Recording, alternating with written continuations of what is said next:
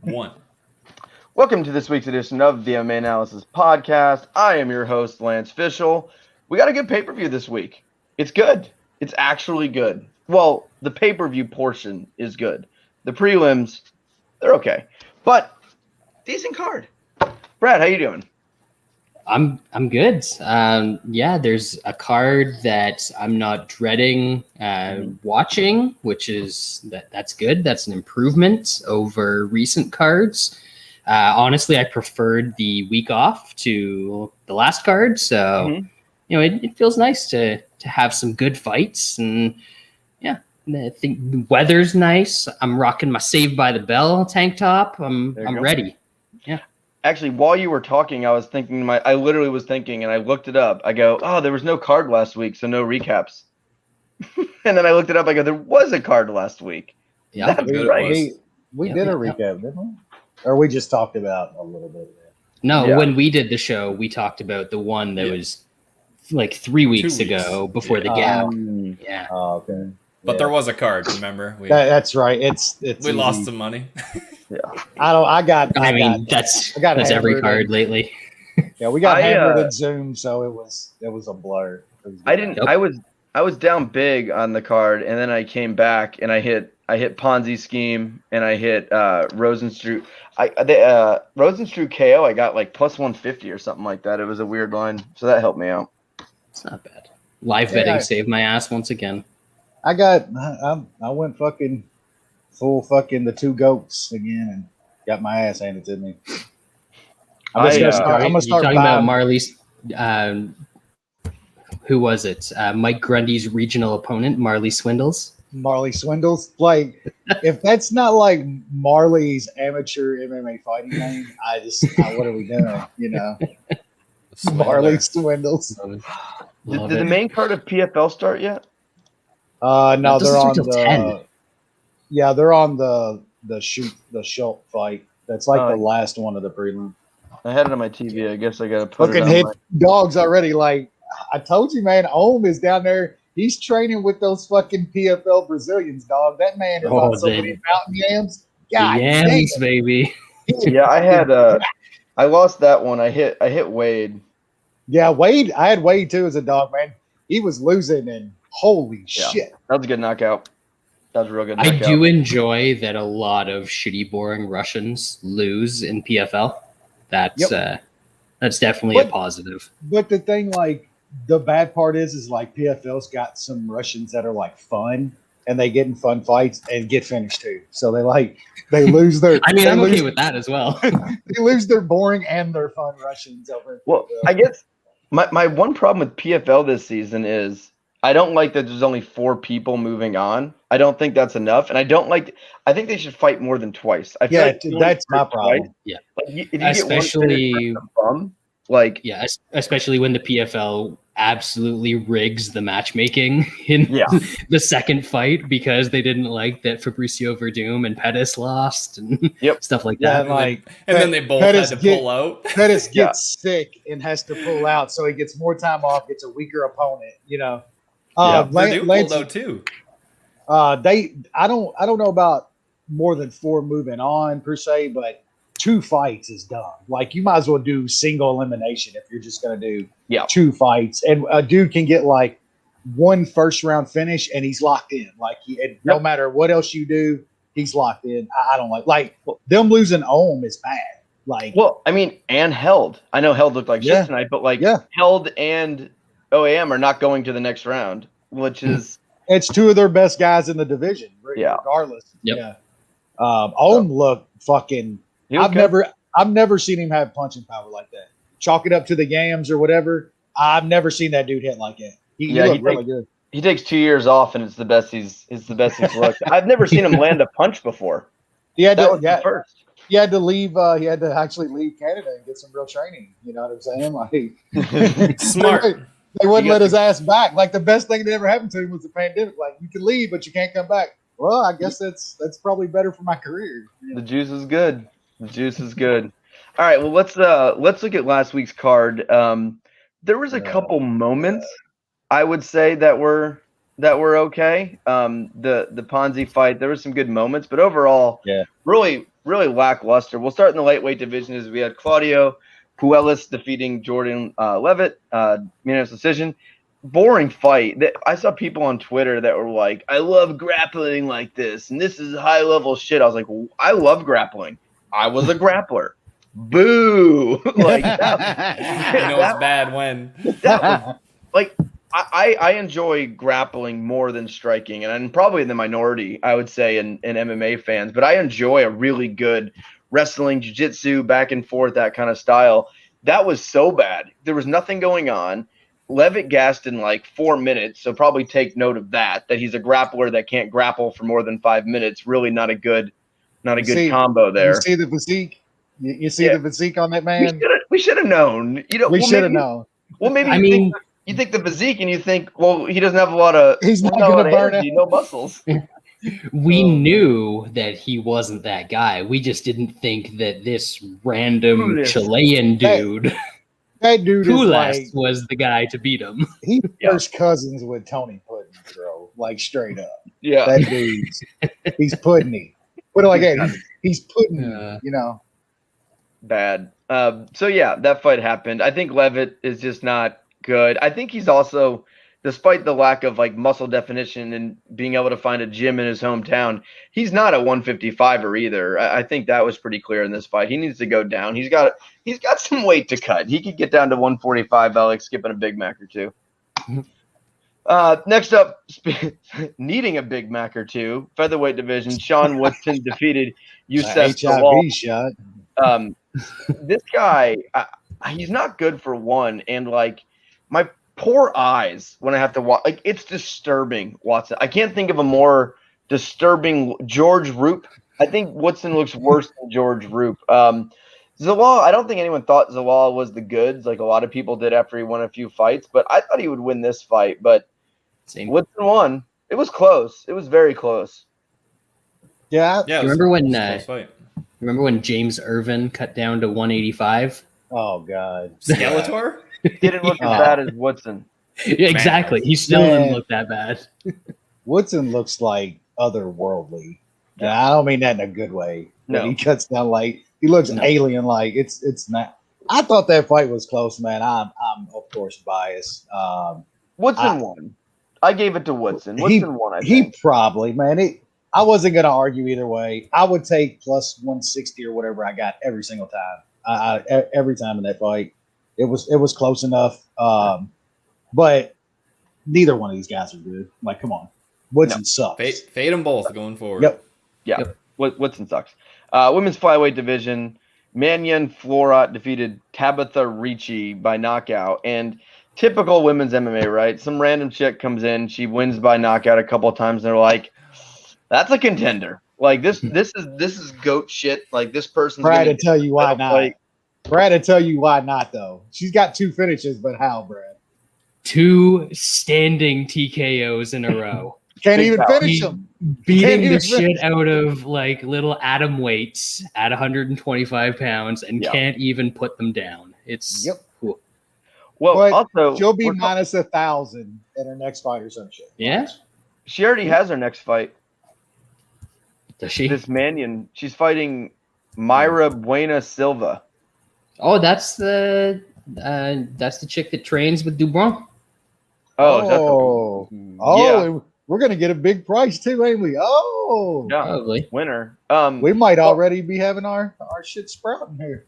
So, what would you guys say when we call someone a prospect? Right? I think there's 2 ways to look at prospects, which is number of fights. But to me, age is the most important thing when I say prospect.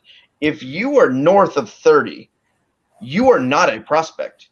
You are north of 30. You're towards the tail end of your career. Let's dial it back because not even Shane Carwin. No, 36-year-old Shane Carwin will always be a prospect, man. Heavyweight's a little different, but they're not athletes. You know, you could say you maybe could say prospect at around 30 or so because you could have, but just hear me out. You could have another 8 or 9 years on your career, but why I think you can't be called a prospect past 30 is because it's usually going to take you 3 or 4 years to build yourself up to even start getting top level fights to where you can move into getting a title shot or something. So by the time you're getting up there, you're already 34, 35 years old. Yeah, you can't be a prospect.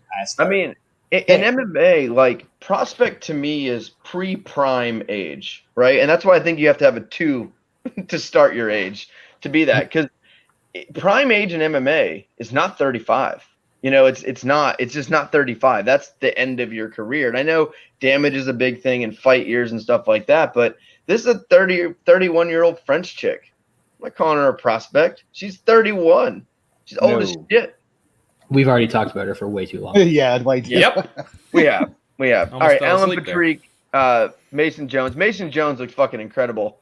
I know he's facing a nobody, but I think Mason Jones is actually going to be a pretty good guy. And man, so obvious, right, on the quit job here. And I understand he got poked, but he didn't even attempt to think about recovering. And the doctor called it off so quickly, which usually if a guy gets poked, they're like, yeah, give me a minute. This guy, they're like, Doc, he was like, I see, because he was like, can't see. Yeah, can't see, and it was over. Yeah, it was obvious. I understand they have to call that a no contest, but I don't want to see Alan Patrick again. Like, I don't want to. If you're going to quit like that, I don't think you should get another fight. Where was that quit when he fought Bobby Green? Bobby Green doesn't hit hard enough to hurt someone. I will say I do like what I saw from Mason Jones, a lot of it, but man, look. Patrick had him knotted up, bro. He had a hematoma coming out of his head. He was getting hit so much by Alan fucking Patrick. Like, we got to slow down a little bit. I do like what I saw, man. Like, his grappling for a fucking Welshman. Like, we've seen a couple Welshmen that's got some decent grappling in the UFC. His is pretty decent, but he did get hit quite a fucking bit by. And that might just be his style, man, because he's fucking super aggressive. He goes in. He's fun. He's fun, man. He needs to tighten up a bit, but it seems like these Welsh guys got some fucking chins on them. So I think they're just cool with it. Grinders, wrestlers, man. There's been a couple good Welshmen come around lately. Yep. I think they're used to Irish people throwing potatoes at them or something. Yeah. Hey, fair. But I like this kid. Alan Patrick saying let's rematch and make this fair. It's like God. Like no, we saw him get his ass whooped. Yeah, we saw him get his ass whooped. Come on. Can they cut him off a no contest? That'd be cool. I think so. They can cut anybody off anything. They cut Tom Breeze off of not showing up. So having a panic attack. He's gone. It's like the third one though. It's like I would. That's one time. It's like the third time Tom Breeze has not made the walk like right before. And like I understand, it's like everyone's like, oh, the UFC mental health and blah blah blah. I'm like, I get it, but at the same time, this is the third time that happened. Is helping his mental health actually? Is it helping his mental health? Not letting him in the UFC. It's giving him more brain damage. Well, I mean, like our boy Steve was saying that night that like he's well known like where he's from back in that part of England and shit stuff. This shit's too much for him. Man. He needs to train. Be a coach. He could open it. Coaching. Yeah, he could open a gym over there and have a nice following, customer base and shit, and make money. Yeah. He needs to think about calling. And it's. On the flip side of it too, it's really unfair for your opponent. Like it's so unfair. Imagine going through you go through like a 9-week camp or 10-week camp or whatever. You make weight, you show up, you're about to make the walk, and the guy doesn't feel like fighting. Like, could you imagine that happening in any other sport ever? Oh no, Brady's just not in the mood to play today, so he's gonna. You're gonna get cut. If that shit happens, like your teammates are gonna turn on you. Immediately, like, that's not happening in other sports. Yeah. Is that 8 points in the PFL? What just happened? Who won? No, I meant if somebody doesn't show up, is that 8 points in the PFL? Yes. Our boy Wyatt's got it with PFL though. Clay Collard about to shoulder roll his way to $1 million. I couldn't even. He might lose today. Yep. That would be very. That would be hilarious. If he loses and Pettis wins a decision and neither of them makes the playoffs. That'd be good. That's one of my favorite bets I've hit all year. I don't care. Collard, against Pettis was one of my favorite bets I've hit all year. Yep. All right. Featherweight division, Kumwela Kirk defeated Makwan Amerikani. Unanimous decision. I was shocked by this one. I thought Amerikani was gonna win this one. I thought his wrestling was a little bit better, and he was in the best shape I've ever seen him in. He looked like he added like 10 pounds of muscle in his last fight, and he didn't have it. I thought it was closer than the scores read. Like when it went to decision, like I heard a 30-27, I was kind of surprised. Oh, that was bad. That's bad. Yeah, that was bad. That was a bad score. It was close. I thought that could have went either way. I mean, it wasn't a complete blowout. No, I mean, just the 30-27 was a bad score. Yeah, I think he definitely got the first or something like that. Yeah, well, Didn't pretty much everyone score it for Amirkhani? I think the third wasn't like a blowout either. Like they both had their moments. Amirkhani just did some stupid shit to end and bottom towards the end of that round. But yeah, I mean, that's an impressive debut. I mean, Amirkhani he's not the greatest, but he is a solid gatekeeper. He kind of beat him at his own game. He looked lifeless, man. Even when he had dominant positions, and a lot of times in that fight, like he's usually going for shit on the mat. He was just laying on the guy. Like it didn't look like him. Like he looked in the best physical shape he's ever been in. His game looked as bad as it ever has. I've never seen him look that almost boring. Like he just didn't want to do anything. Well, his wrestling media scores was 13-1 for Amirkhani. Yeah, I thought he still probably won the fight. Yeah, I thought he did. Crazy. It was. I thought I gave him first and third if I remember. Yeah. Yep. Same. Damn it, that cost me a bet. Yeah. Lame. That's what you get for throwing a bunch of parlays at the wall. Yeah, parlays. Well, I think I had Amirkhani with Salikov.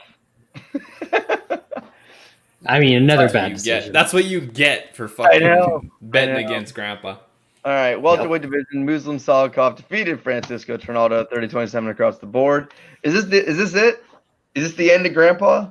Did we see another one? I don't know. He didn't look bad. He's gonna pop up in PFL and look like $1 million. Man, he was putting it on Salikov in certain spots. That wasn't like, that like great.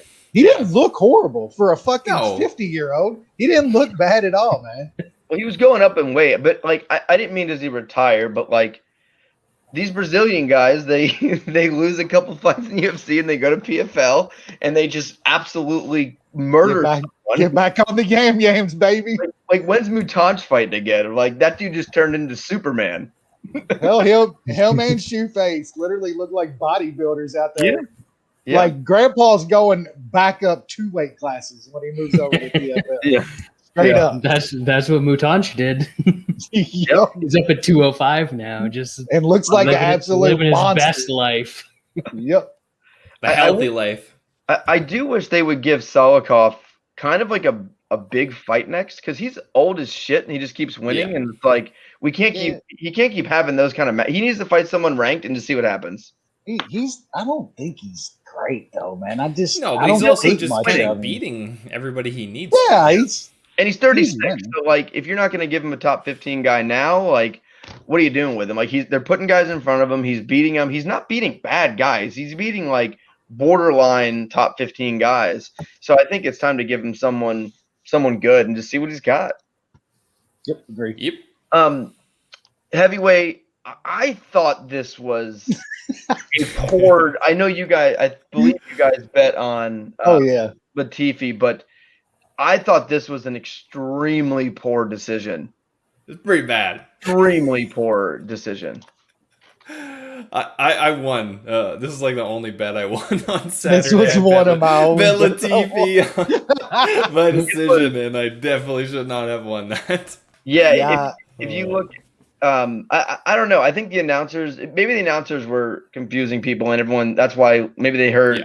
I don't know. Everyone kept saying Latifi. I thought Bozer definitely won that first round, and everyone else gave. I saw some people giving it to Latifi. Latifi didn't do much when he in the ground, and I thought Bozer was piecing him up pretty good. I don't know. I thought that was a bad decision. Maybe I'm wrong. That's fair.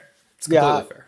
I had Latifi by decision, and I thought it was dead money going to the cards. Yeah.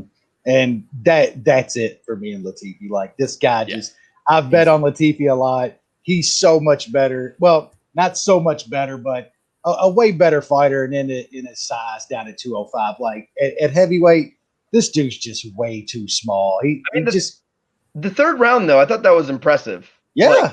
I will say, bad decision or not, right? Like he did go out there and get it. Like he dominated. Yeah. He didn't do much because heavyweight Latifi wrestling.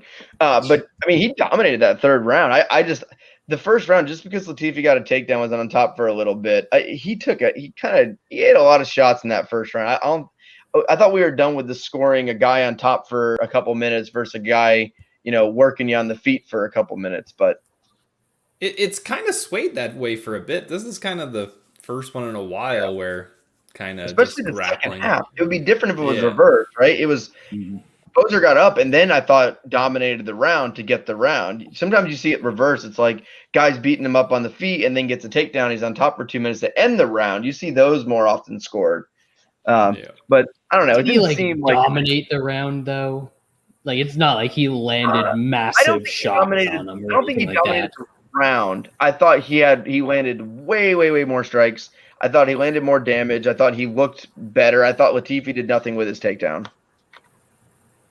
I thought they both did a lot of nothing with a lot of nothing because Bozer has no power and Latifi does nothing when he gets takedowns. So I didn't care about this decision one way or another. Heavyweight MMA mostly just really suck. So good. All I know is Reem is going back to kickboxing. So thank the fight gods that we get to see Reem in his natural element before he leaves us. Yeah, I don't get Uberim again. Oh yeah, we're gonna get. I was gonna say by his natural element, you mean horse meat, right? Yeah. Jacked. All right, women's flyweight division. Montana De La Rosa defeated Ryan Lipsky. Sure. She looked good. Whatever. Who cares? Next, correct take. All right, middleweight Gregory Rodriguez defeated Dusky Toads. Come on, dominant.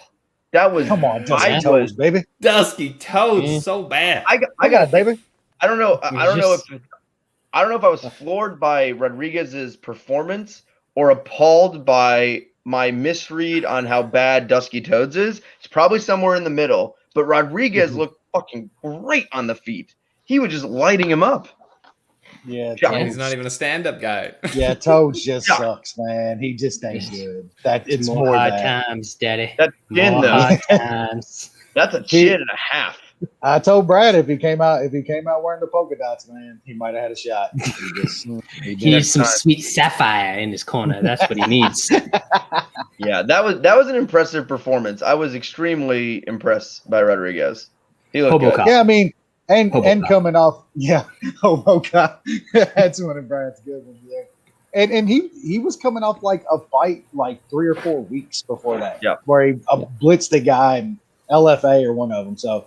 Yep. Yeah, who knows? The guy, he looks jacked. We'll see. He still did get knocked out by the insulin kid, and I'm not going to be able to forget that. That's why I bet against him. But here we are. All right, welterweight division, Santiago Ponzinibbio. Somehow this was the fourth from the top, but defeated Miguel Baeza. Amazing fight. Everyone was, after the first round, talking about how washed up Ponzi was, and he was done, and blah, blah, blah, and then just laughed at his leg kicks. Like, oh, his leg is compromised. He can't even move. If you're tough and you're not going to lose, if you don't want to lose by leg kicks, you're not going to lose by leg kicks. That's my opinion. Unless you get some kind of nerve thing, if you're a tough fucking guy, leg kicks aren't going to stop you.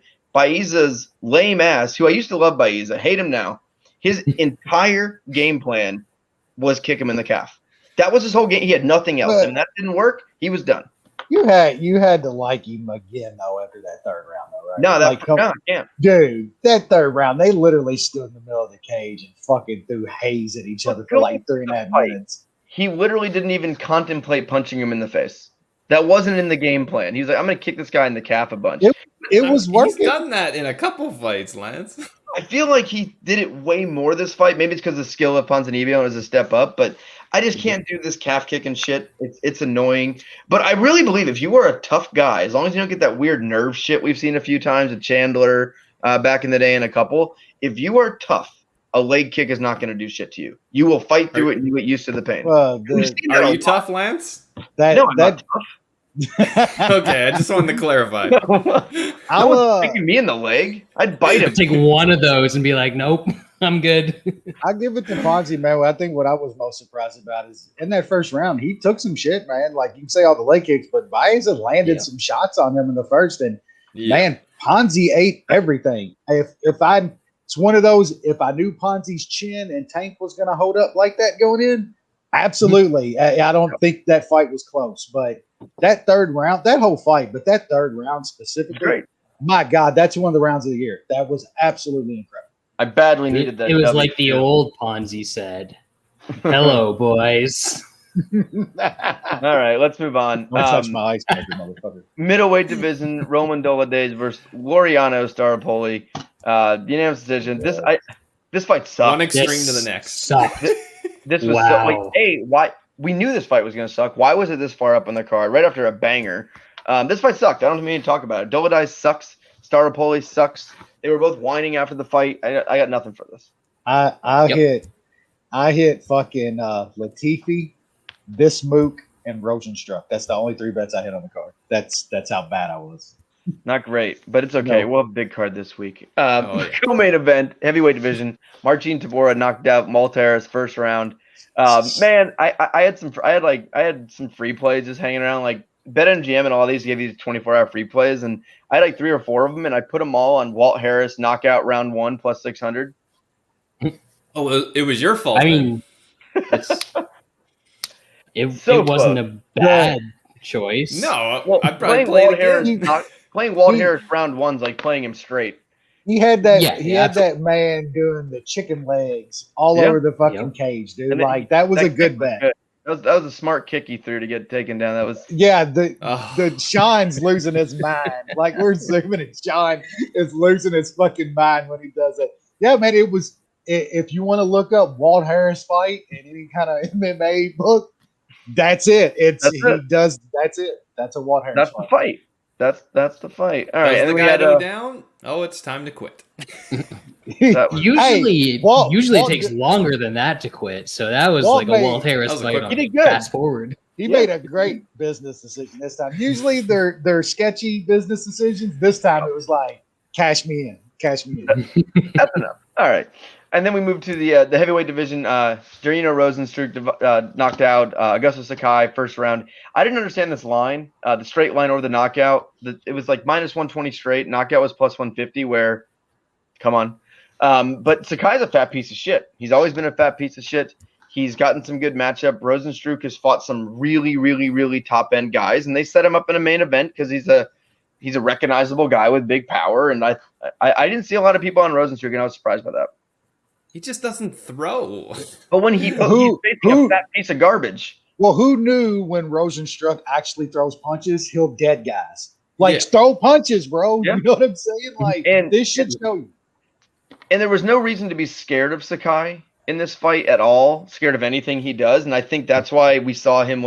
Sakai was throwing usually people win by you out volume Rosenstruck. Sakai, what he threw, like a punch that fight? Maybe 2? Like he wasn't doing anything. So, and man, that was a banger of a knockout. That was a big shot. He landed 3 Sad strikes belly. in that fight. Yeah, right behind like the back of the ear, dude. It's like Volume. almost perfect. Yeah, you're dead. All right, let's move on now to UFC 263, which is live from Glendale, Arizona. We are back with a full crowd and a pay-per-view, and we got a great pay-per-view. I would say the actual pay-per-view card it's an A+.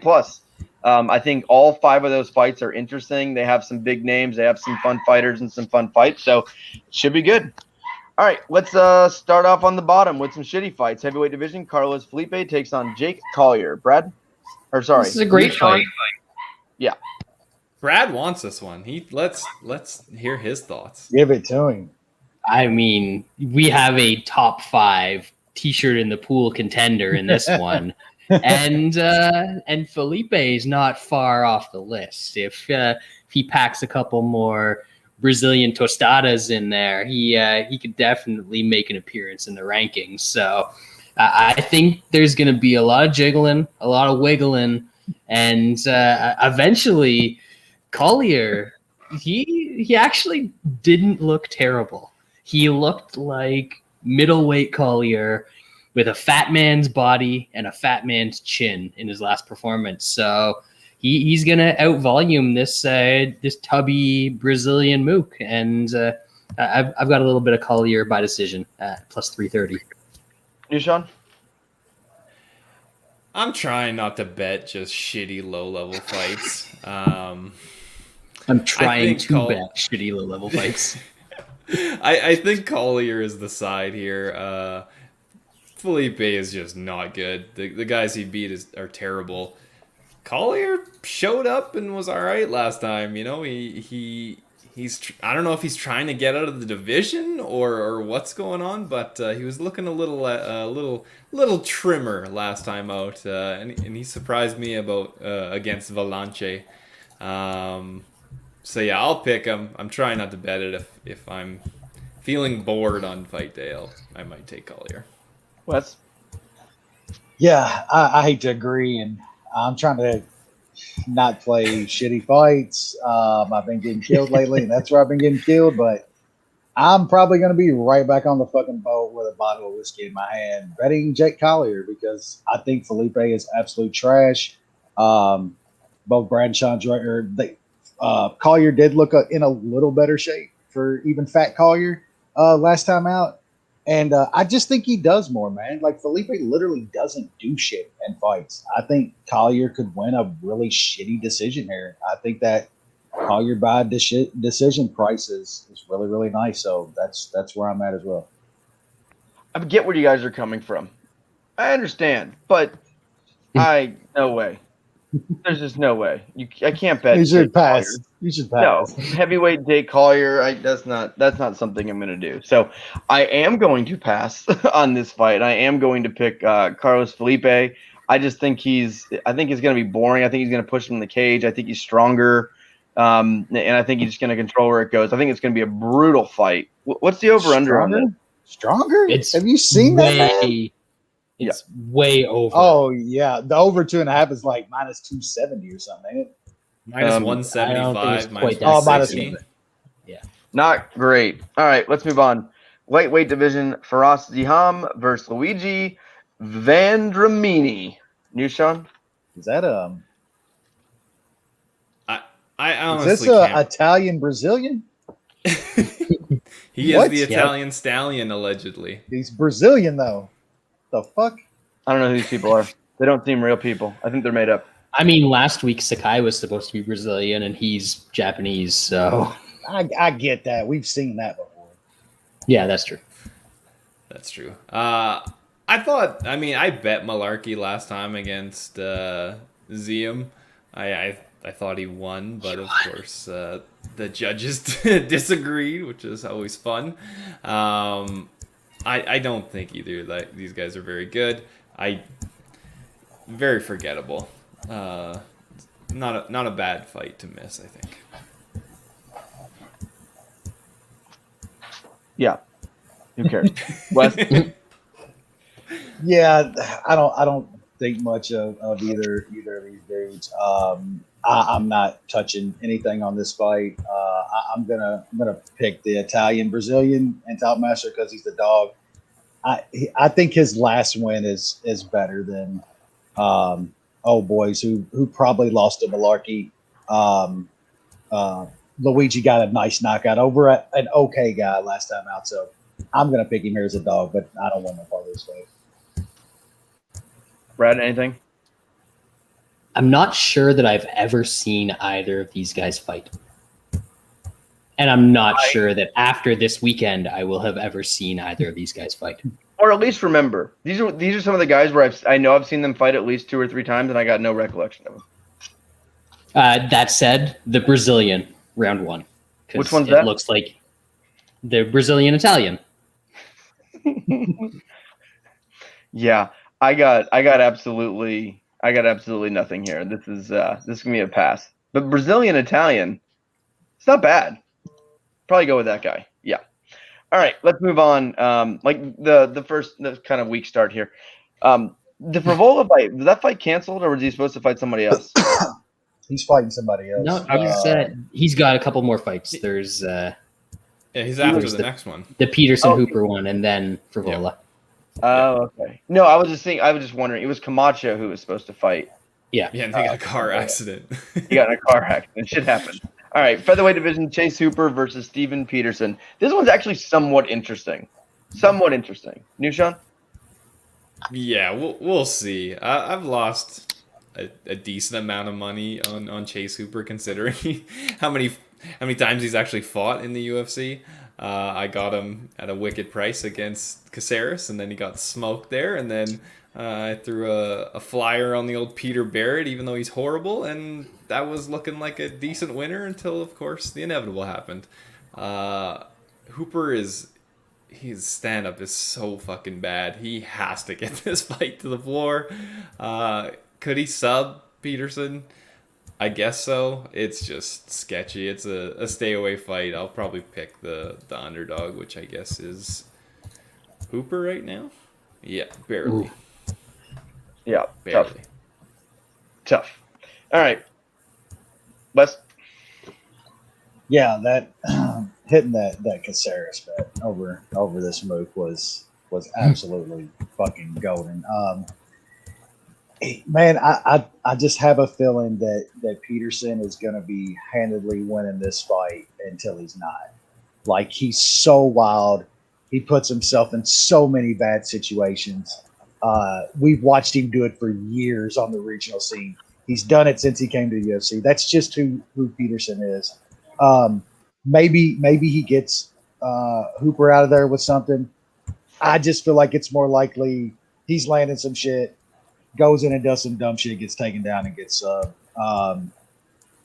I kind of like this fight not to go to decision, but I don't know if I could bet it. I could see a lot of things happening in this fight. I'm going to pick Hooper here. I just feel like I said, Peterson's going to be winning this fight until he's not. He's going to get caught with something. So I'm going to pick Hooper. No bet as of right now. Brad? Coming out of the Caceres fight, I actually had a little bit of hope for Hooper because like he was clearly outmatched in that one, but he tried extremely hard. He did all of the things that he was supposed to do. It's just he was in there against a better fighter. So I was like, yeah, all right, kid's got a shot. And then that Barrett fight was atrocious. He was basically like, I'm just going to do nothing and let myself get beaten up and hope I find a submission. So it's very lucky for him that Barrett sucks and he is extremely tough, he being Hooper. And the problem here for him is that Steven Peterson has been submitted exactly 0 times in his career. And it's not like Hooper has some otherworldly sub game. He's a decent grappler. He's somewhat dangerous. He's not a good enough grappler to sub Peterson. And as I said, Hooper is very tough. So Peterson is going to come forward. He's going to throw a shitload of punches. Hooper can't wrestle, so he's not going to be able to take him down.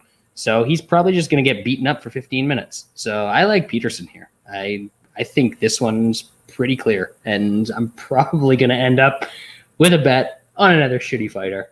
But hey, that's what you got to do in this game. So they were chanting Goonies at Vettori at the press conference now. I'm going to have to go back and watch that because that's fantastic. Apparently, people said it was entertaining. I saw one clip of Adesanya and Vettori yelling at each other, and I don't know if they were speaking different languages or something, but I couldn't understand anything either of them were saying. I don't get into that anymore, man. Like it used to be entertaining, kind of the press conference. I can't even bring myself to watch that trash anymore. That did sound funny though. People calling his the fans chanting that. That's good. That's better than anything coming from the fighters. Yeah, not bad. Diaz getting the steroids right on the stage.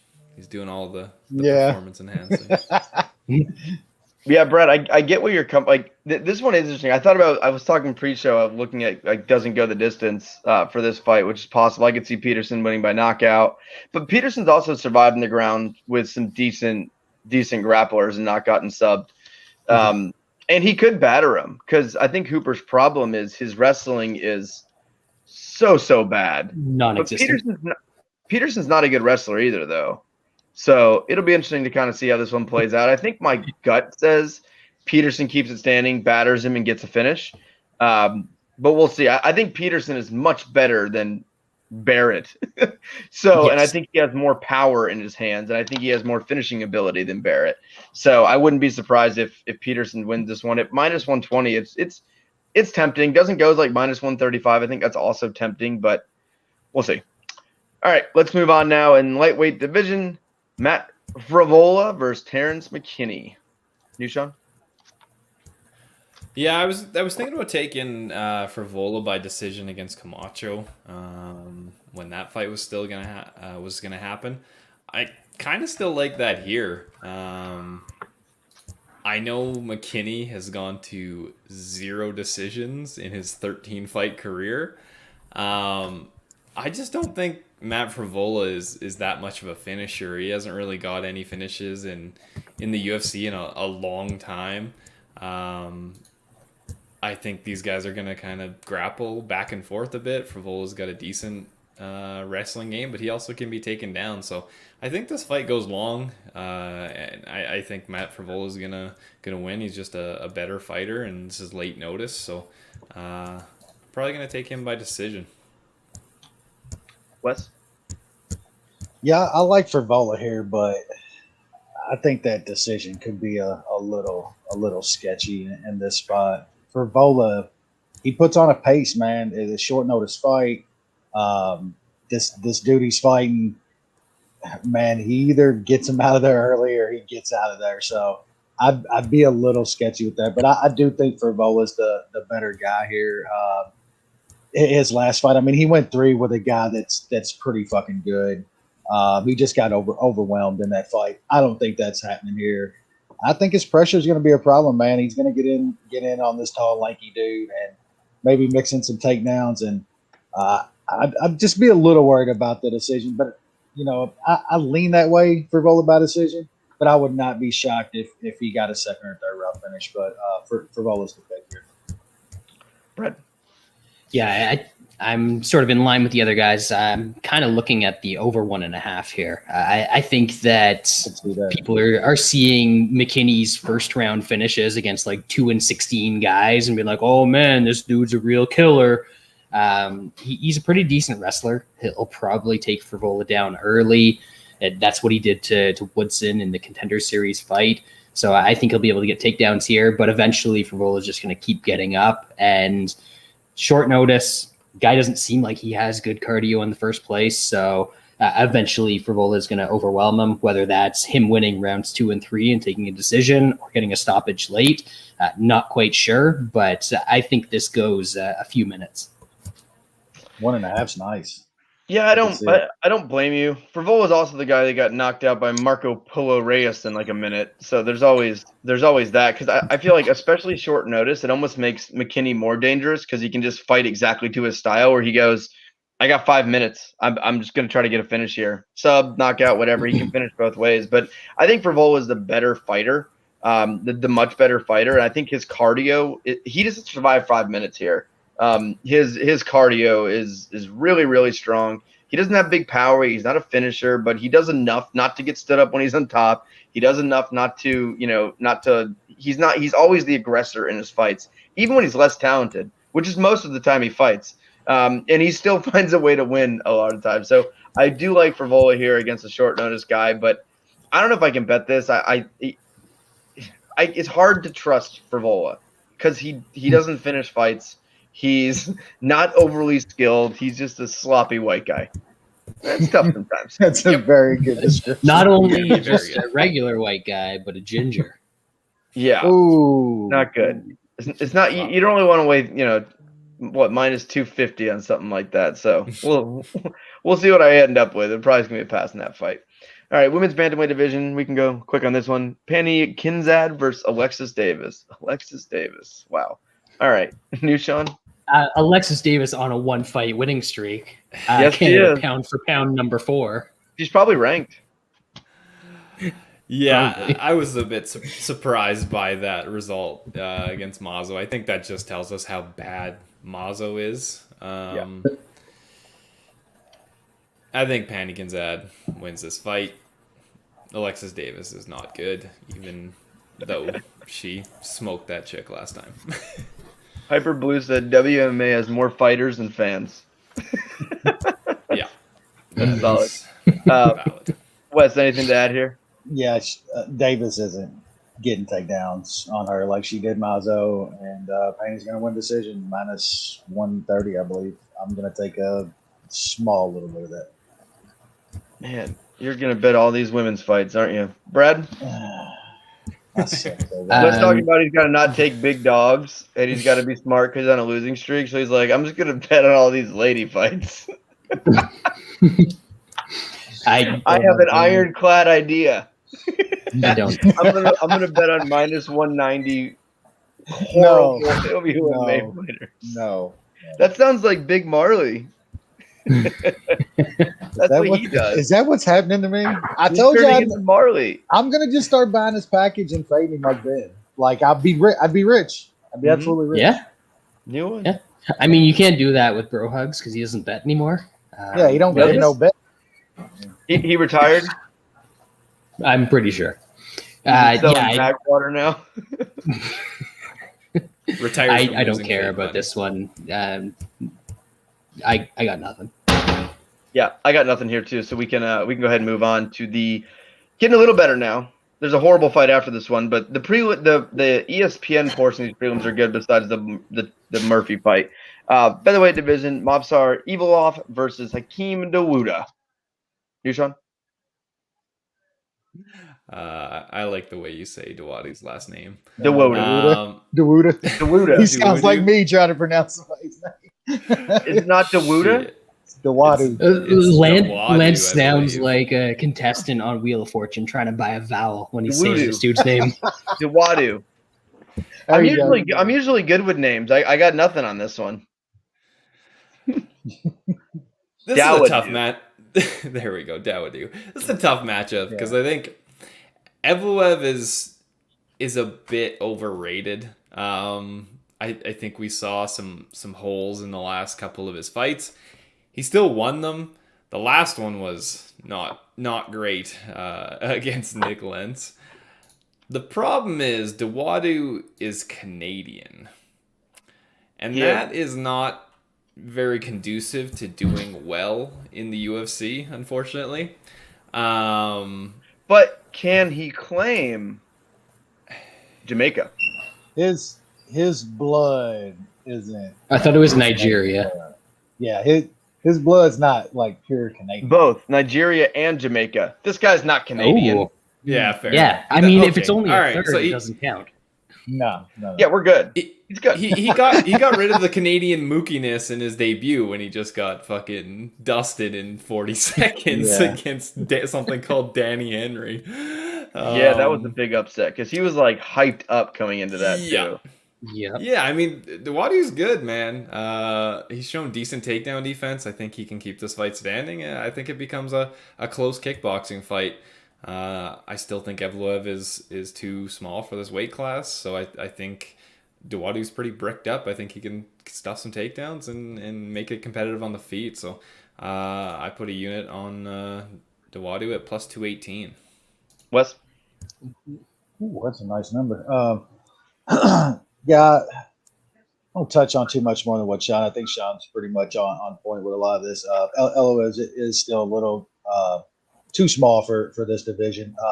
I do like him though, man. I think he's a really solid fighter, but in this matchup, he's a little bit better on the mat to where I think Dawodu is a little bit better kickboxer than him at this point. Going to be longer. I think he's got a little bit more power. And that's where this fight's going to take place, man. Dawodu's got like legit takedown defense. He's going to keep us on the feet. I think he's going to win a tight kickboxing match. And I think this should be closer to like a pick'em fight. I think it's a really close fight. I wouldn't be shocked if Evloev won this fight, but this line's just crazy. It should absolutely be closer to a pick'em. If I'm getting 2-1 here, I got to take some Dawodu. I think he's going to win a close decision. Brad, we're probably going to say the exact same thing as those two, but feel free to add anything. I mean, the boys have missed on a very important point, and that's that we have this Russian who can't, like, he can a little bit wrestle, but he can't wrestle like, a Russian can wrestle. And he is up against a dude that I'm pretty sure has a massive hog.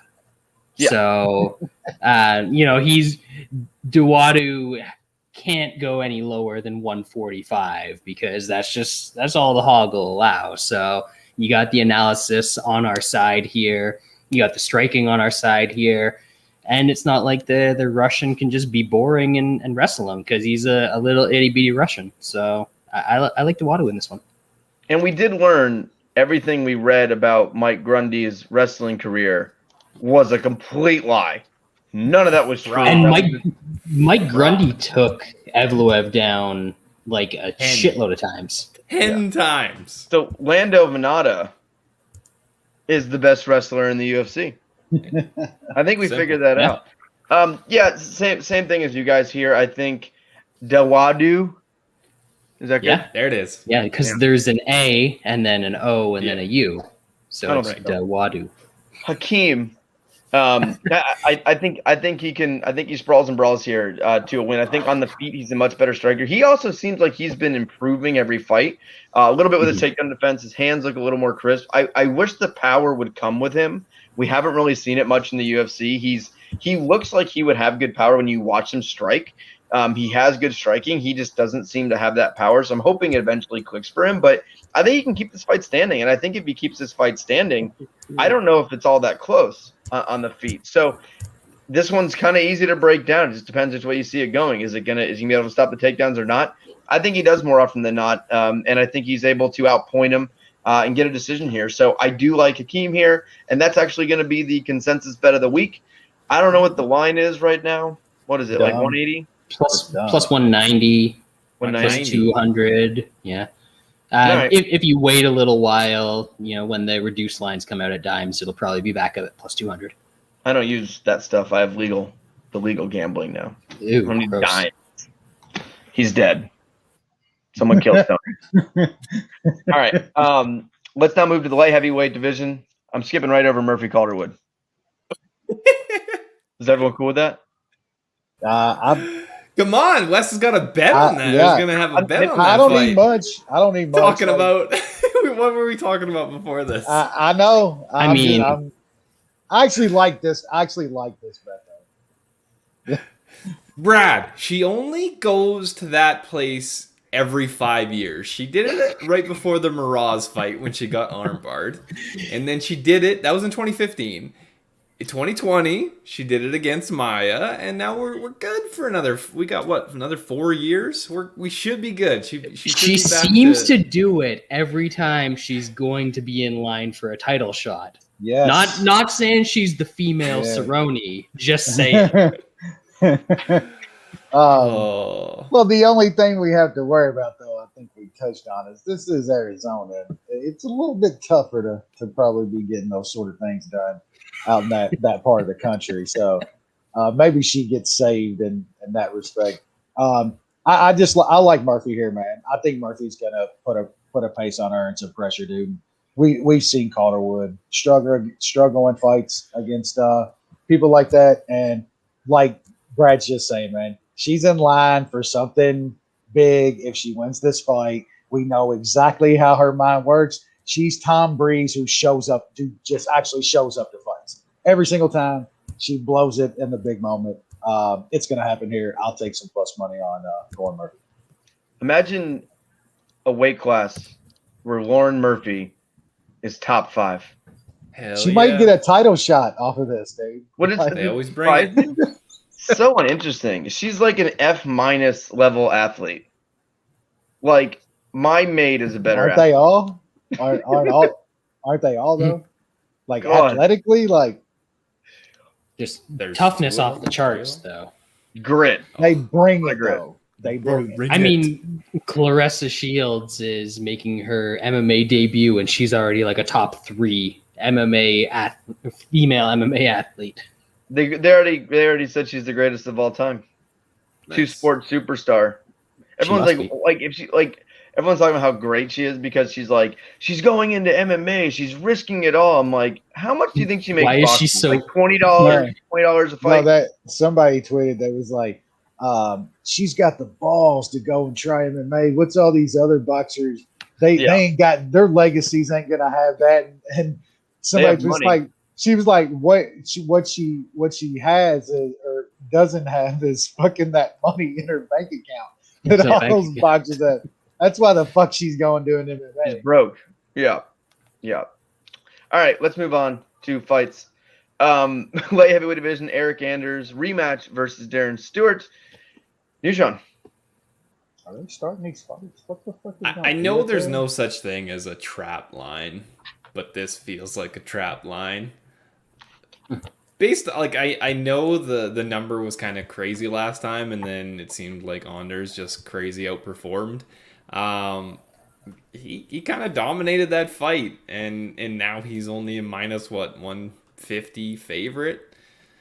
Like, is Darren Stewart really gonna be able to adapt his game plan that drastically from what happened last time?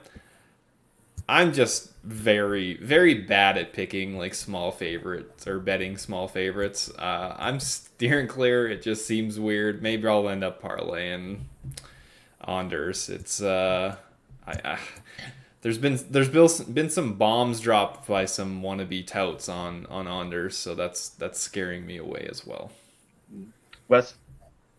Yeah, me and Sean was talking about that the other weekend for the fights. I have the same exact problems betting small fades and getting absolutely murdered on them.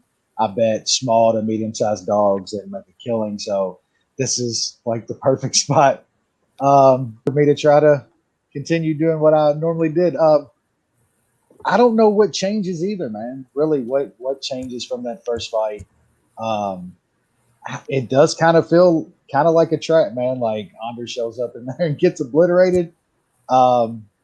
I don't know. I'm just gonna stay away, man. It just seems really funny to me, and I don't know what changes from last fight. I think Anders wins, but it just feels funny, and some crazy shit might go down. So I'm gonna pick Anders. I'm gonna stay away from the fight.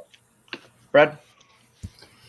Yeah, this one sucks because I actually was on Anders at about plus 200 early on last time around, and that was looking great. And now if I want to bet him again, I have to pay juice, and I don't think I'm willing to do that.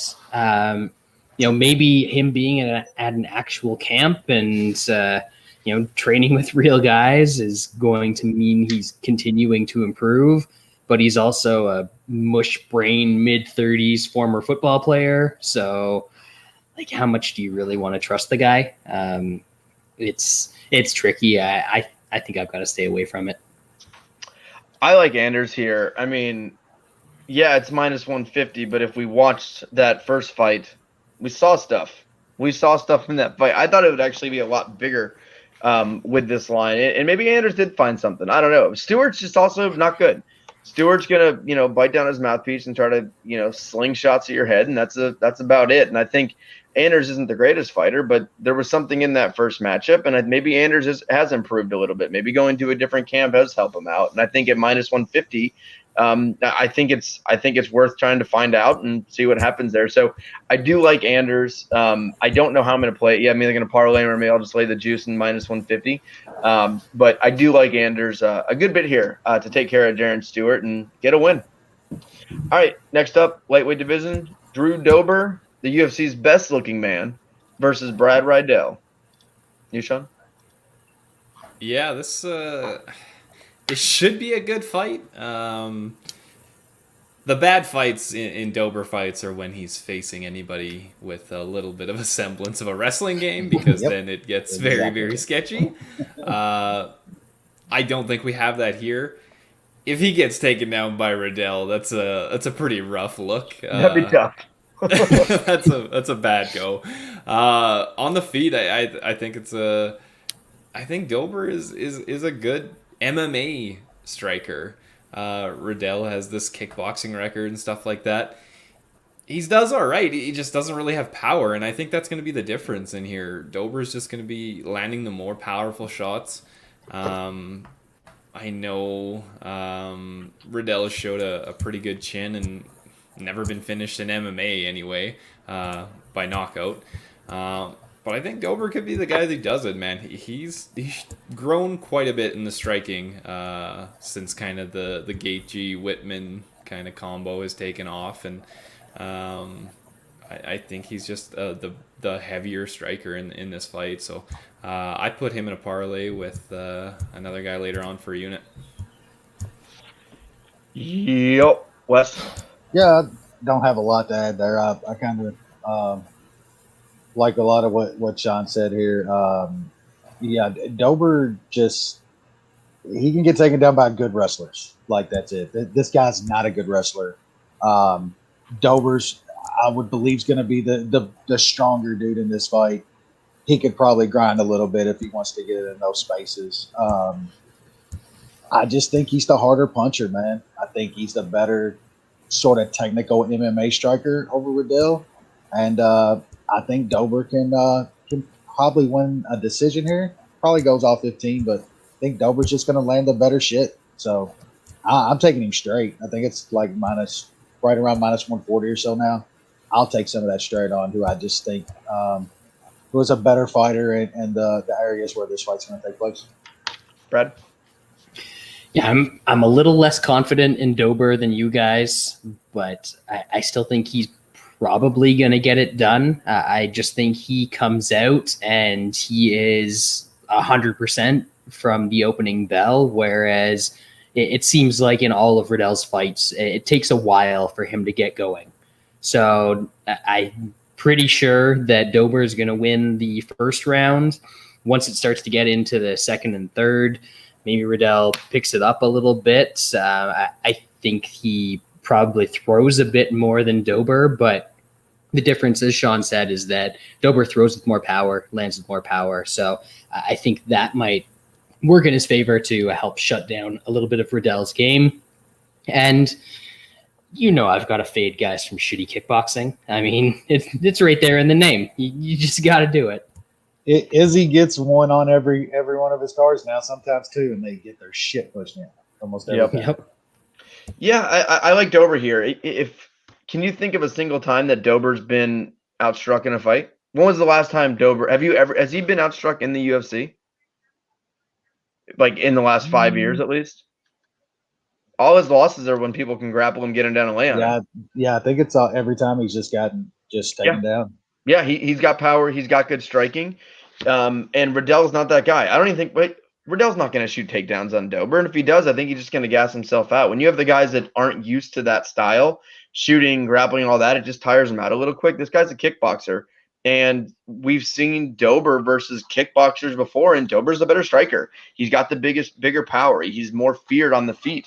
And, I think we have to kind of look at that last fight versus Makhachev and kind of, throw it out. It's a guy, it's the worst nightmare for him. And the same thing with the Dariush fight. His last 3 losses over the last 5 years are to Makhachev, Dariush, and OAM. What do those guys have in common? They're grapplers. Riddell's not a grappler. I think at minus 145 or so, that's not a bad line. So I'll be on him here. All right, let's now move up to the main event of the evening, as we have in the light heavyweight division, Paul the Bear Jew Craig taking on Jamal Hill. Nishan? I think this line is a bit wide. I guess there's some people that are a bit hyped up on Jamal Hill. I don't really get it. Like, he's beat some really shitty guys. I guess the Oth win last time was a decent win, but man, I'm still worried that Paul Craig can, if he gets him down, I think he's in trouble. This guy got taken down 6 times by Darko Stosic. That is not a good look. I don't think he shored up that defense since that fight. Nobody's really tested him that much. I think the Bear Jew is going to test him, and if it gets down there, like I said, he could be in trouble. Bear Jew sub is like plus 500. I might mush some people on that. Don't do it. Wes, you should pass, Sean. Yeah, look, I think Hill is going to be winning this fight until he's not, until he's sleeping. Like, we've seen this shit happen way too many times before. And I think Hill's the better fighter. Like, so many of the guys that Berju fights are probably better fighters than him. But he's fucking tough, man. He's never out of a fight. And if this gets to the mat, it's a wrap on a lot of guys. I mean, his jiu-jitsu, his sub game is fucking great. Like, at this point, it's great, man. He gets guys out of there with shit. I was gonna, if I bet anything, it's gonna be Berju by finish. I haven't bet anything on this fight.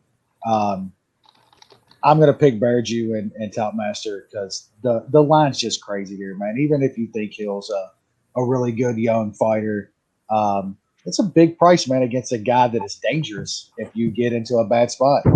So I'm gonna pick Berju here. If I bet it, it's gonna be Berju by some. Yep, Brad. Wes is falling into the trap here. He said that.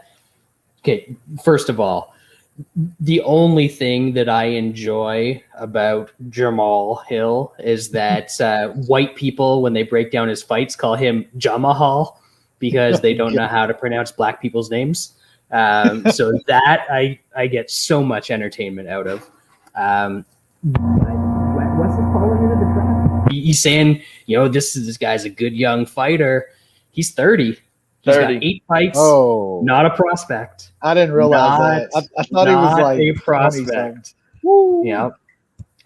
So I don't think he's gonna start to learn how to do jiu-jitsu and get good at it, and definitely not get good enough to survive on the mat with the Bear Jew when he's 30 years old. Sure, he beat Off in his last fight.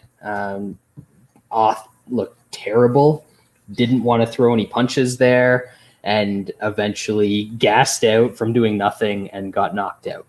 Aside from that, he faced Clidden and Darko and some guy I've never heard of on Contender Series. Cool. Bearju has fought actual guys. Even if they're old, they've still got skills. And, he's one of the only guys that's beaten everybody's darling in the light heavyweight division. And he beat him so bad he made him quit with a second left on the clock. Couldn't take it anymore. Yeah, absolutely. That was one of the worst taps I've ever seen. I had Bearju sub straight. That's where it started. Inside the distance, and that's where it all started.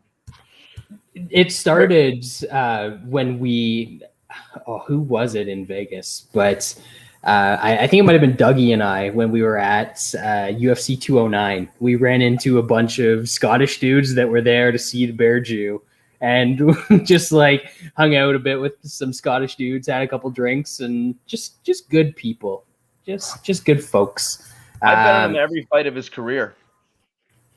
There you go. Some of those probably not good bets because he used to be a really bad fighter who could only do jiu-jitsu. And now he's actually improved a lot.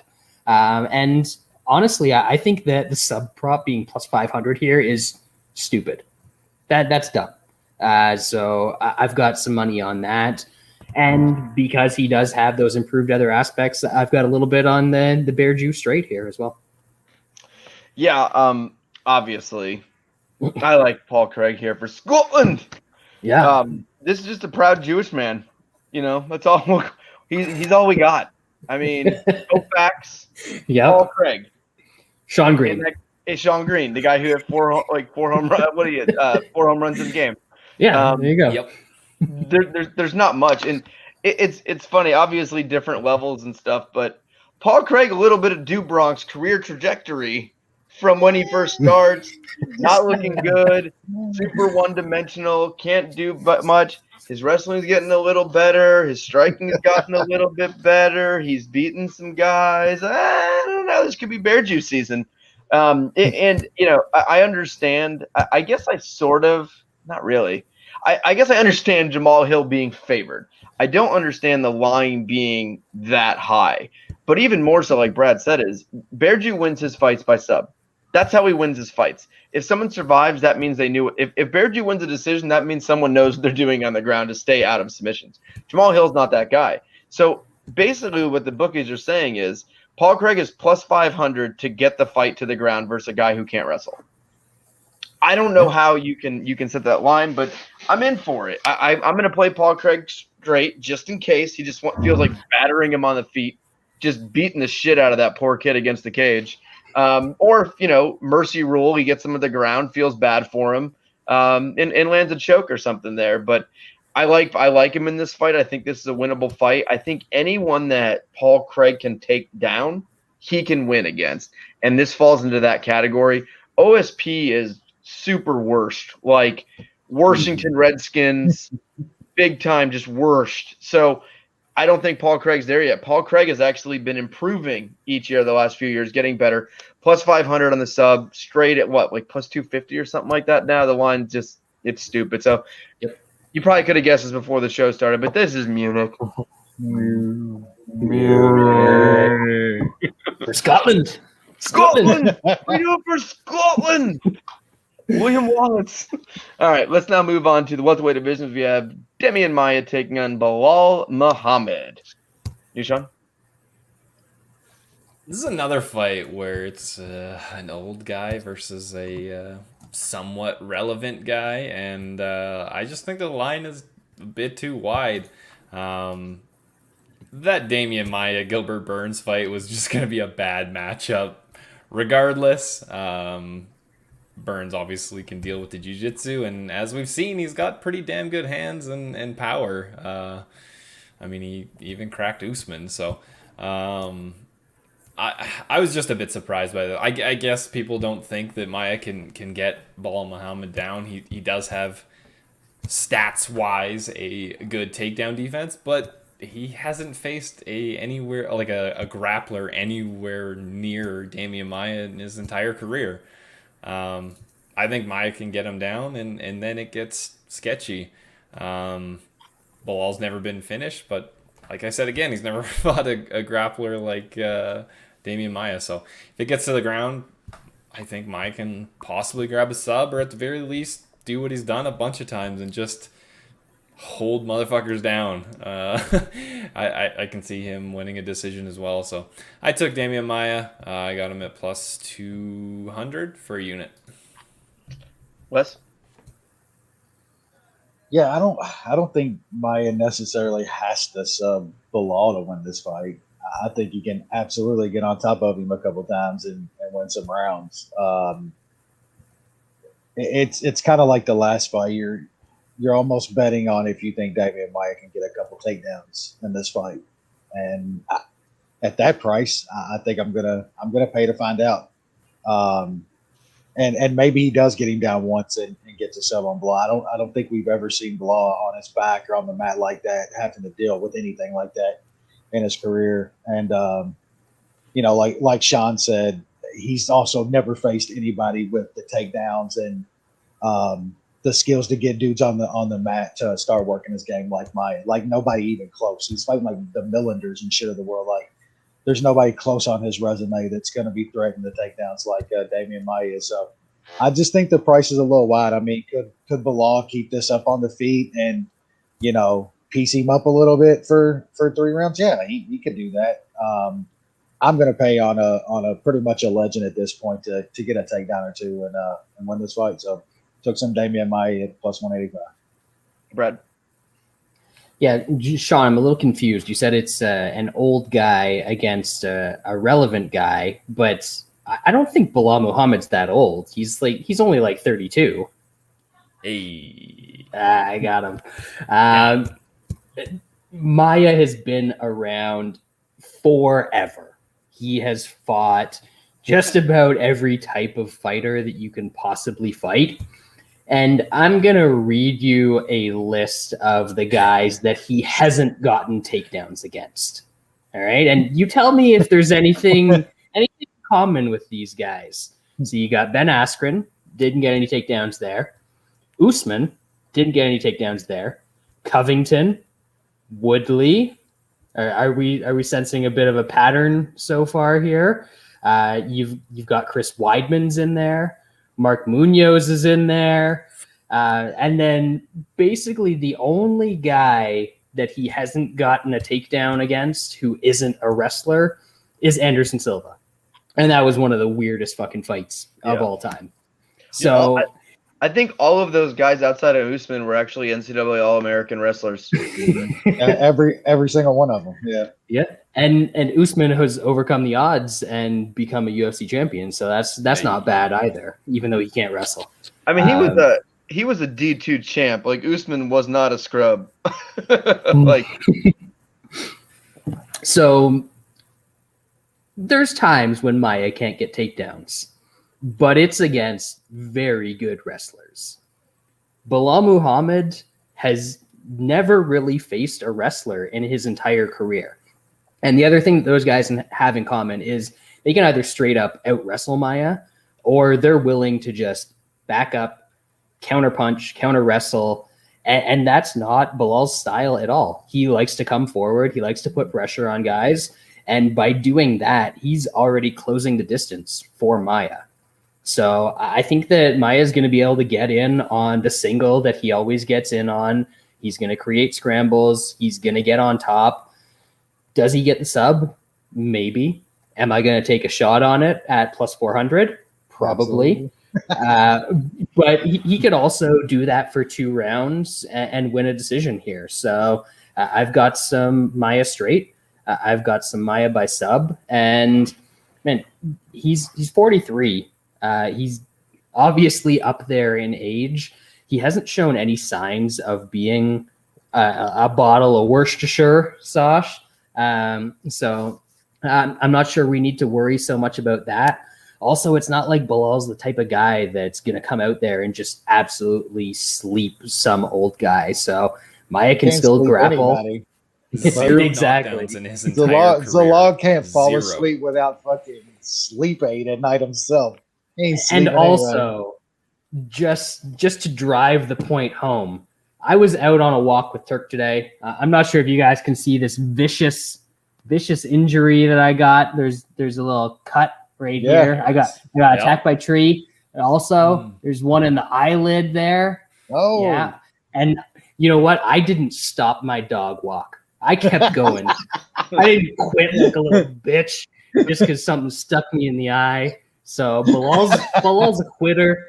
Maia's gonna get that submission. So I got the plus 400. I got the money line. Let's go.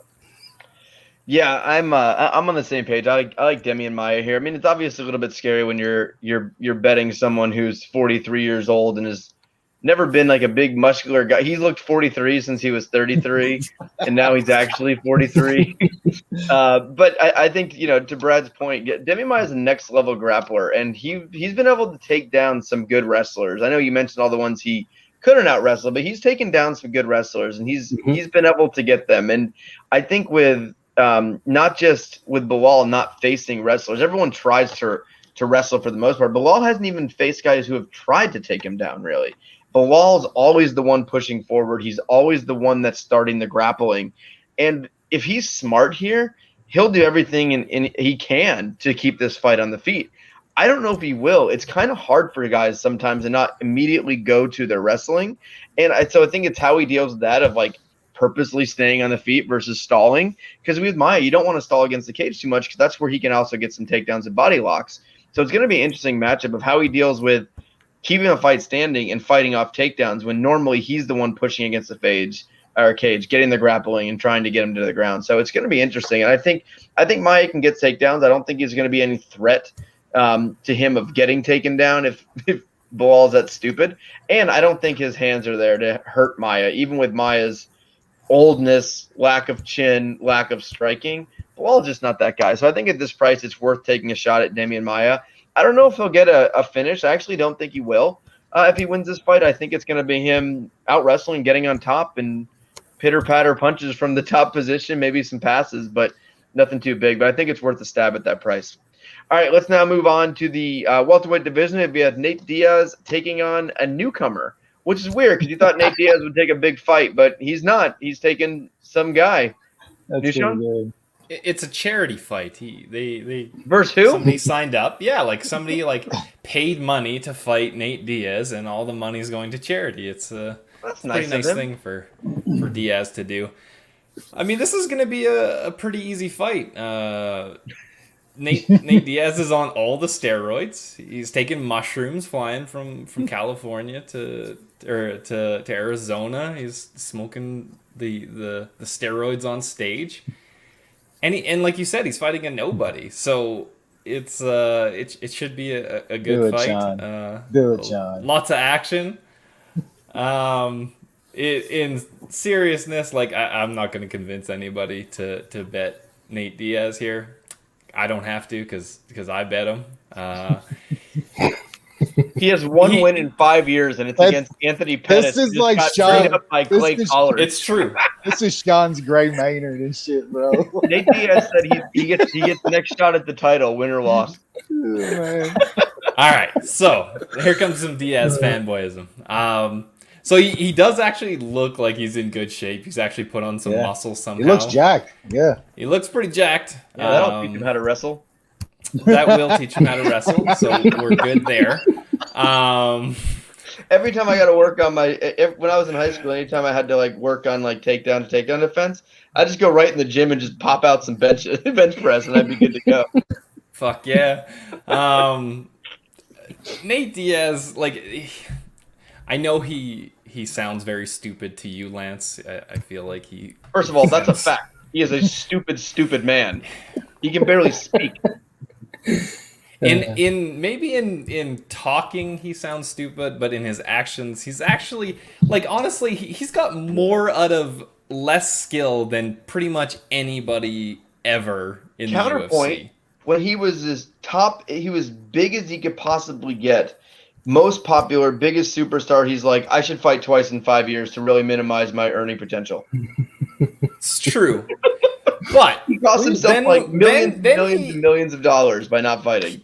He got his comeback, and he handpicked Anthony Pettis because he thought it was a good matchup for him, which it ended up being. And then he got a big money fight and made a ton of money against Masvidal. It didn't go his way. And now he's handpicked Leon Edwards. For what reason, I have no idea. He handpicked the worst matchup humanly possible. Yep. It's a low-risk, high-reward fight. Because if somehow he pulls it out, he'll fight again in 4 years. He can do whatever he wants. He can get a welterweight title shot, or he can fight whoever. So he's not even the co-main. This is nothing. Who cares? I mean, he was supposed to be co-main, and then he pulled out. So he actually lost a couple weeks ago. Wait, it's like the whole. Wait, the first. Can you repeat that last part? Because I thought the Diaz brothers don't pull out of fights. They always do. They don't. They don't pull out. So he did. So he got the L. So he's coming for revenge. He took the L by pulling out of the fight last pay-per-view, and now he's coming for that revenge. He's gonna win a decision. I mean, he's a trendsetter. He's doing a 5-round non-title fight. That's not a main event. It's gonna be volume. He's gonna eat that boy up. I got Nate Diaz for a unit of plus 431. Solid bet, Wes. Let's go fast. Sean just took up 45 minutes to do. It was worth it. It's not like you want to break down this fight anyway. No, I like Nate. I actually do agree with Sean. I think Nate is very fucking savvy. You know, however he does sound, that guy's made buku money in this sport. Where there's only a few that have. There might only be one other guy that's made as much as Nate at this point in MMA, which is fucking crazy. But this fight, this is bad. Like, I like Nate. I've made some good money on Nate. This ain't it, man. Leon's gonna roll him, dude. Like, it's just a bad matchup for Nate. Like, you're right. He's in great shape. Like, the dude looks in just tremendous shape. He's ready, but I just think this is a horrible matchup for him, man. There might not be a worse matchup he could have picked. And I think Edwards is going to truck him, man. Probably going to be on his back a lot, doing a whole lot of nothing. Throwing up a lot of guard, getting subs, try and go for subs. It just ain't gonna happen. He's gonna get the triangle, man. Come on now. Nah, Edwards is gonna fuck him up, man. And I hate to say it. I hope Nate goes in there and KOs him, non-power that Nate has. Like, it's just not going to happen, man. I just can't see a path for Nate here. And I like Edwards. I have him in a parlay. I know it's a big price. I'll probably look at the points handicap as well when it comes out, because I think we could see some 50-45 stuff there. Brad? Do you think Nate even made it far enough in kindergarten to know what a triangle is? Do you think he even understands? He doesn't need to learn. He can't spell triangle, but he doesn't need to spell triangle. Draw one, kind of. It's like squiggly on the side. It's like Billy Madison drawing his Zeds. Yeah,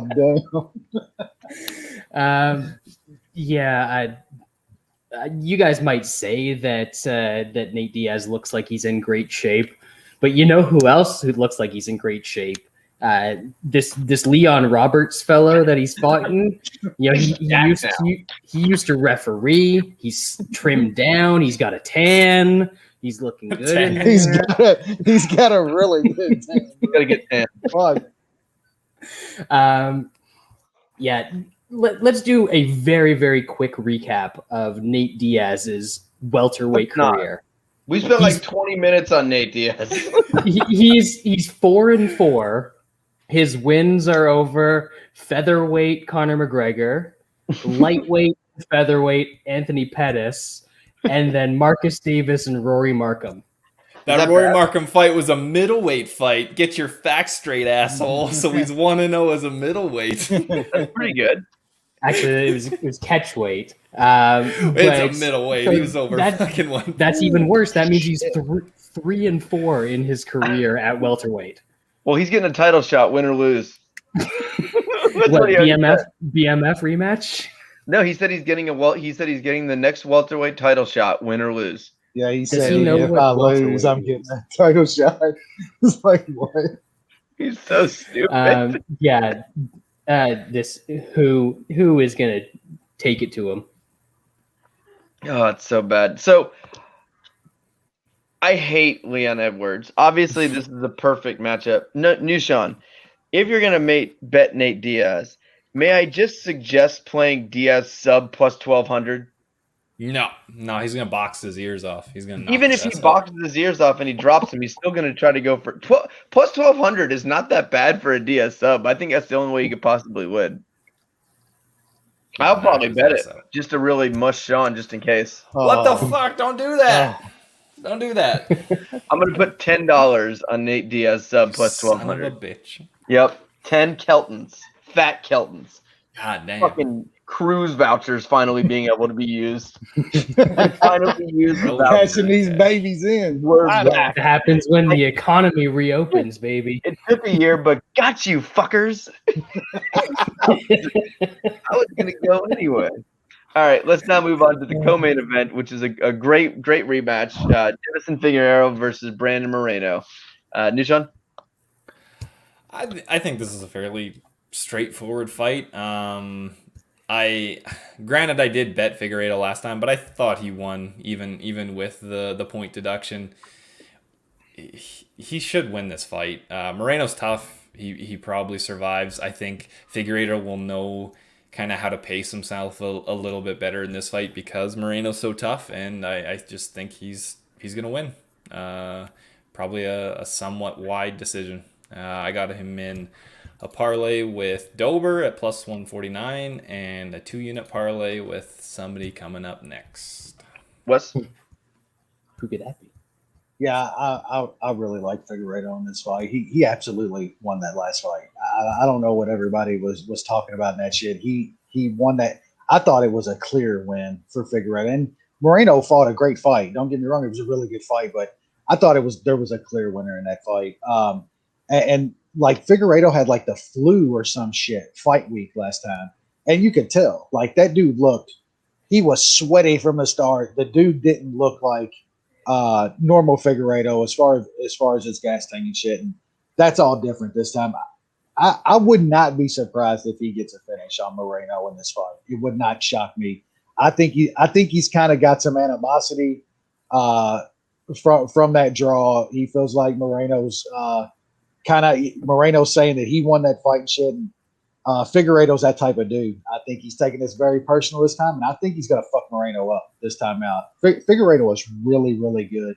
One of the few dudes down at that weight class that has legit power, and I think we might see some of it. So I have a really big bet on him and Edwards at like minus 138. That's my biggest bet on the card, and I think it cashes with relative ease.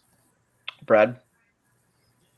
Yeah, this is a strange one to me. You know, the narrative seems to be, oh man, Moreno's so tough. He has such great cardio. He's going to take over because Figueiredo cuts a lot of weight and gasses, even though he cuts a lot of weight and he's missed weight a couple times, but we've never really seen him gas. Even in the last fight against Moreno, where he was coming off of a fight 2 or 3 weeks before. Apparently he was sick, all this sort of stuff. He still won the 5th round in that fight. I don't see anything different happening in this fight. He's just much better than Moreno. Moreno's just a fun guy to watch who is extremely tough and can beat a lot of guys in the featherweight division. I don't think that Figueiredo is one of those guys. I think he's going to land the way bigger stuff.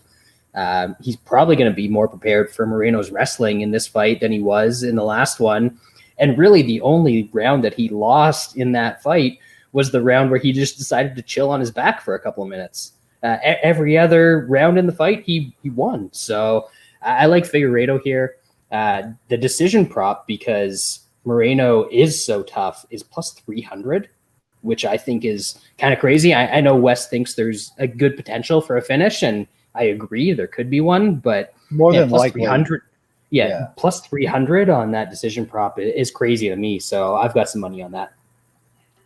Yeah, I like Figueiredo a lot here. I think this is one of those things where a guy that people didn't give a good shot did better than expected, so everyone thought the fight was closer. And I feel like judges even do that in a way where it's everyone thought Moreno was going to get beat down, knocked out early, and he survived, and he won a round for sure.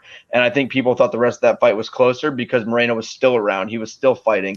I don't think there was these huge blowout rounds necessarily where Moreno was a dead man walking, but I thought the rounds were clear.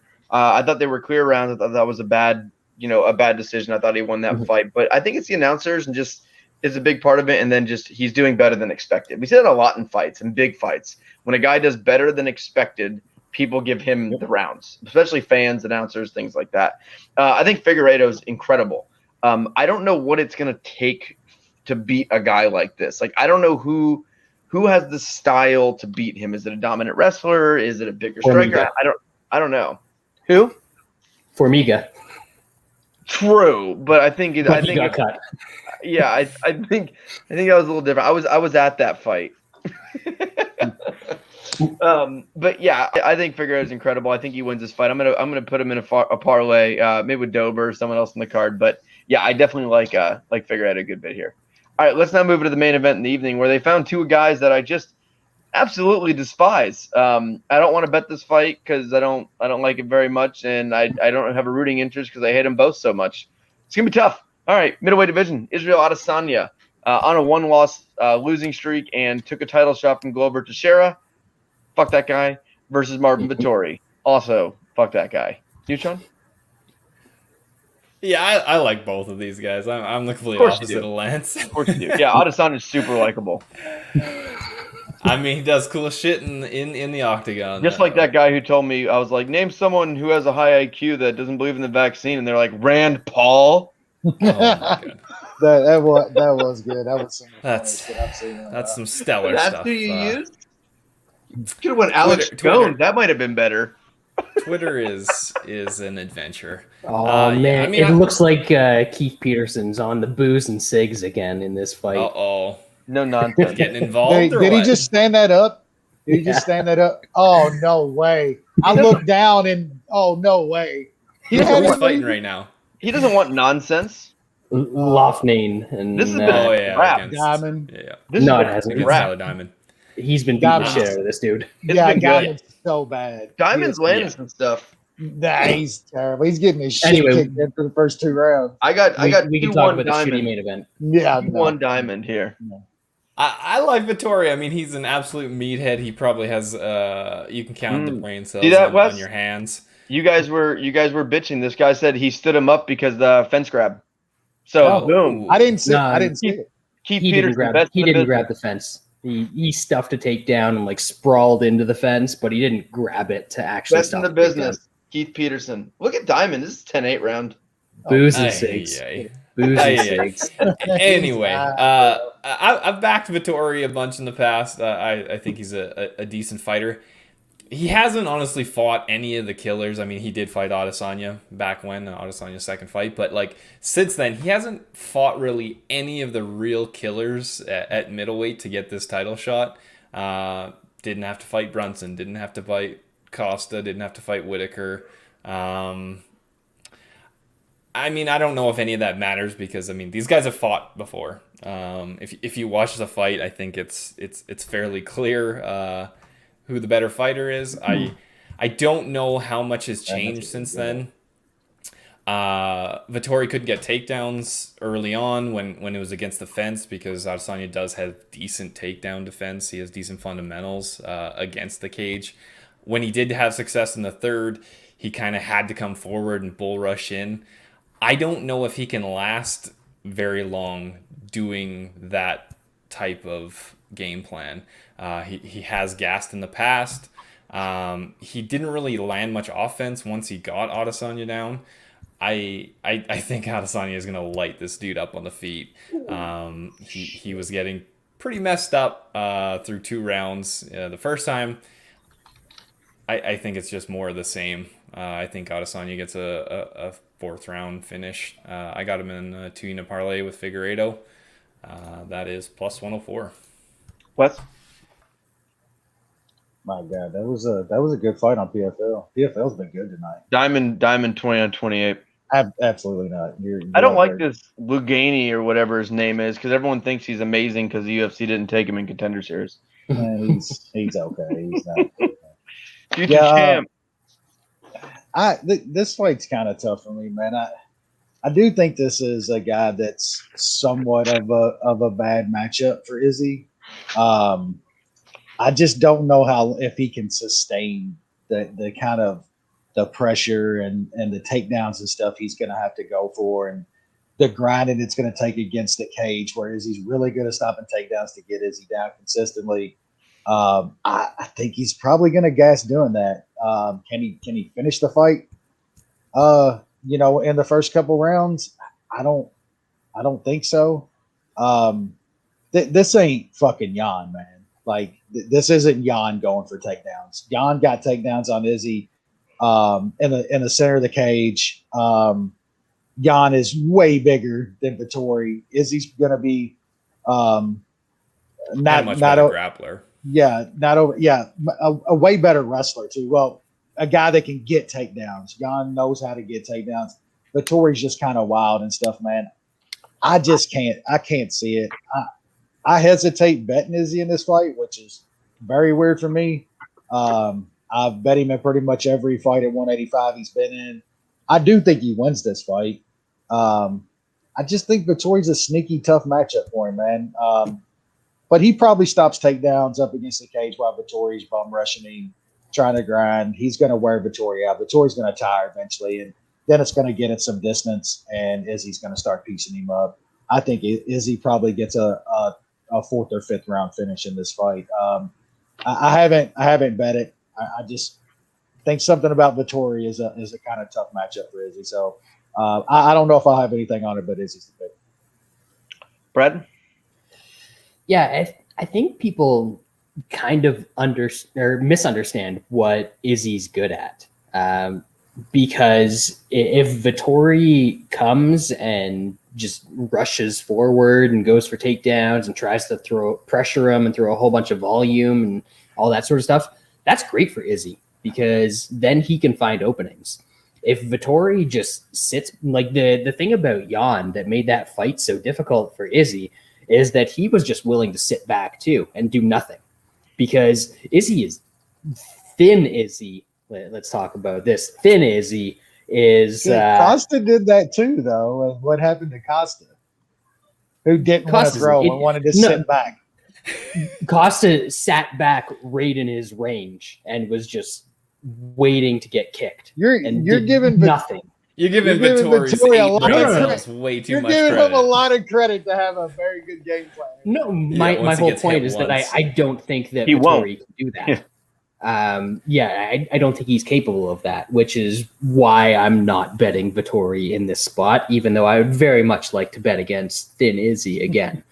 I think we all did last time. I think we all had some yawn, which is pretty nuts. I was big on Jan in that fight. Yeah, I don't think we're gonna see a plus 1,000 decision prop against Izzy again for quite a while. So yeah, that was fun, but I just don't think that Vettori has it in him to not rush forward. And as soon as he rushes forward, he's gonna get clipped with shots. I think he's got the chin to survive. You know, the one thing that we saw in their first fight is that, you know, the third round was where he had the most success. So I don't agree with you guys about the fourth round, fifth round stoppage sort of thing. I think that Izzy's going to be just as patient as he always is. He's going to win the first few rounds by, you know, counter striking and tagging Vettori up as he rushes in and his chin's exposed. Maybe he gets a finish. I don't think so, because it seems like Vettori is really quite tough.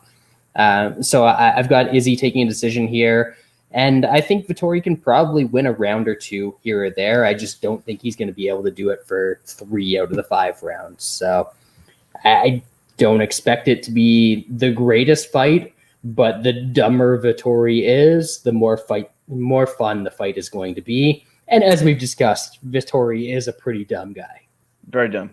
Very dumb. Yeah, I hate Adesanya. I think everyone knows he's my least favorite fighter in the UFC. God, I hate everything about him. There's no likable qualities with that guy. With that said, Vettori's not very good.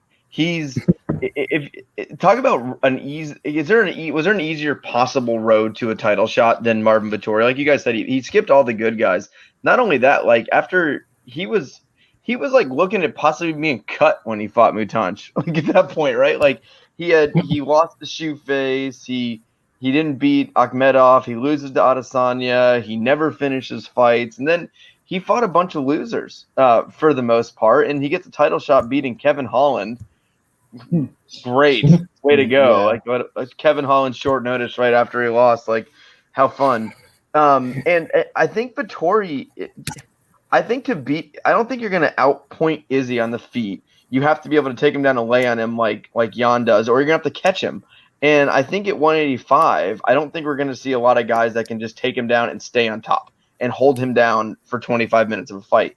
And, you know, to your point, if you're over aggressive with Izzy, that's what he wants. He's a counter striker. He's going to counter you. He's going to clip you. And I think after losing to Jan like he did, I feel like Izzy is going to have a very safe counter striking type of game plan. And his takedown defense is going to be a lot better at 185 again, obviously. But I think he probably worked on a lot in his takedown defense and worked in things. And people keep acting like Marvin Vettori is some great wrestler. Marvin Vettori is average at best at wrestling.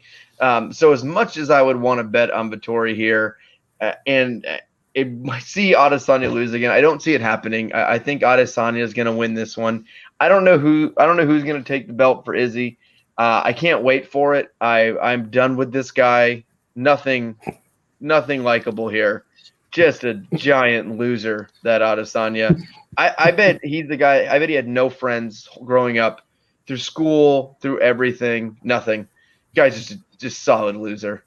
But I think he wins this fight. So I'll take Adesanya there. I don't think I'll bet on it. That's just too depressing. But that'll do it for this week's show. Great card though. The card's great. There's a lot of good fights. You got to get through some. You got to wade through the waters on the early prelims. But once you get into the main prelims on ESPN all the way through, it's a pretty solid card. And next week doesn't look great. So there's a couple good fights, but go ahead and savor it. This week's card, because next week we're going back to normal. But any final words from you guys before we wrap for the night? I'm just impressed that we got through a recap and a 14 fight card in an hour and 45 minutes. Like, it's pretty kudos to us. Yeah.